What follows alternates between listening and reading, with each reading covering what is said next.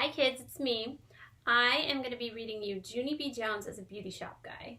I love the Junie B. Jones books and they're good for a lot of you guys to read, and once we get back to school you guys can borrow all my thousands of Junie B. books, but I thought I would share this with you guys. I'll probably be reading about a chapter at a time so you can listen to it whenever you want.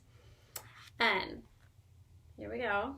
She looks like she's doing something she shouldn't, cutting her own hair. Don't do it.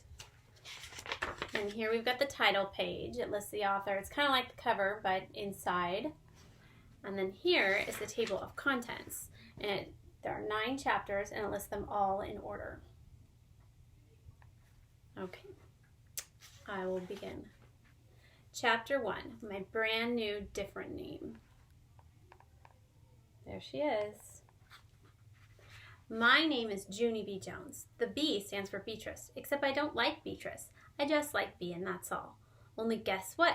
That doesn't even matter anymore, because I am changing my name to a brand new, different name. It popped right into my head when I waked up this morning.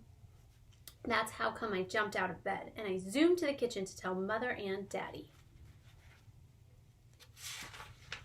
They were sitting at the breakfast table. People, guess what? Guess what? I am changing my name to a brand new, different name. And it is the loveliest name I ever heard of.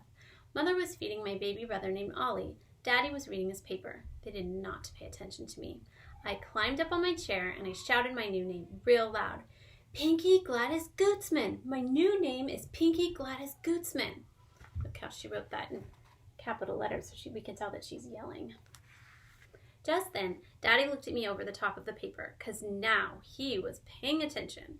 Excuse me, could you run that by me one more time? Your new name is Pinky Gladys. What? I clapped my hands real happy. Gootsman, I shouted, very thrilled. Pinky Gladys Gootsman. And so from now on, everybody has to call me that, or else I will not even answer. Okay, Daddy, okay? I hugged myself. Isn't it just the cutest name you ever heard of? Because Pinky is the loveliest color I ever saw. Plus, Gladys Gootsman is the snack lady at school. And so who wouldn't want to be named after that woman? That's what I would like to know. Daddy shook his head. I don't know.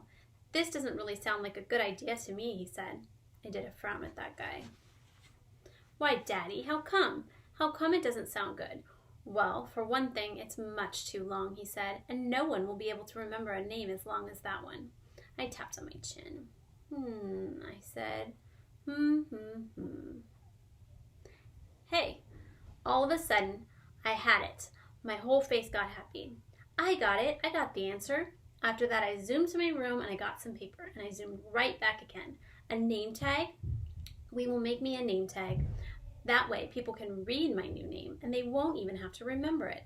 I gave the paper to Mother. Write it down, write it down. Write my new name on this paper. Then we can pin it right on my clothes. Mother did a frown at Daddy. After that, she wrote my new name on the paper and she pinned it to my pajamas. I danced all around the floor. Pinky Gladys Gootsman. My name is Pinky Gladys Gootsman, I sang real joyful. Mother and Daddy didn't say any words. They just kept looking at me. Finally, Daddy got up from the table. Well, gotta go, he said. I've got an appointment to get a haircut. Mother springed out of her chair. She grabbed Daddy by his shirt. Oh, no, you don't. You can't, she said.